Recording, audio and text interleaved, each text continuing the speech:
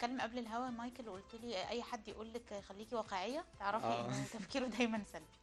طب ازاي نمسك العصايه من النص، ابقى واقعيه وفي نفس الوقت تفكيري ما يبقاش سلبي؟ هما بيتكلموا في التفكير الايجابي لان ساعات برضو بيشوهوا المعنى بتاع التفكير الايجابي، اللي هو التفكير الايجابي يخليك مبسوط باستمرار وكل مم. الدنيا جميله ومفيش اه، حاجه تضايق وبتاع. لا، هو وده صعب. الموضوع هو مش كده كمان، هو اه. ده تفكير مش منطقي قوي للمنظور الايجابي. التفكير الايجابي ان انا ابقى عندي الاول تصور كويس للحاجه، مم.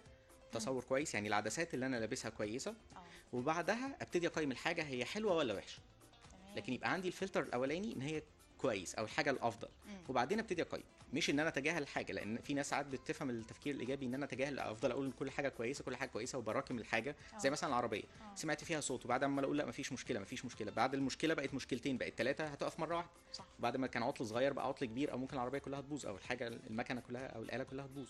ده فده حقيقي. مش تفكير ايجابي. التفكير الايجابي ان انا الاول احط معنى كويس مم. وبعدين ابتدي اقيم. حته الناس اللي بتقول لك خليك واقعي دي، ده غالبا بيبقى هو سلبي اكتر يعني لو لاحظتيها. مم. وعلميا برضه على حسب الاحصائيات والدراسات 90% من الحاجات المخاوف بتاعتنا ما بتتحققش. فلو قلنا خليك واقعي بالمعنى الاوقع ان انا اكون ايجابي مش اكون سلبي، بس الناس بتميل لده اكتر. اه. ممكن الطفل وهو صغير بيبقى متفائل اكتر وبيلعب وكل حاجه، عنده استعداد ان هو يطلب منك اي حاجه. مم. فاهم قصدي؟ بعد كده بنكبر شويه ونبتدي ندرك ان مش كل حاجه ممكن تتحقق، وان في امكانيات وان في حدود وان لازم تبقى قنوع، فابتدي اخد بقى الاطار اللي هو خليك واقعي، اللي هو القالب اللي الناس كلها بتمر فيه ده يعني داون تو بتتكلم. ايرث. طب في حاجه اسمها نظريه التوقع، يمكن دي اللي انت تقصدها شويه يا مايكل، ان انا ابقى داخله دايما متبرمجه بالتوقع اللي هيريحني الايجابي اكتر.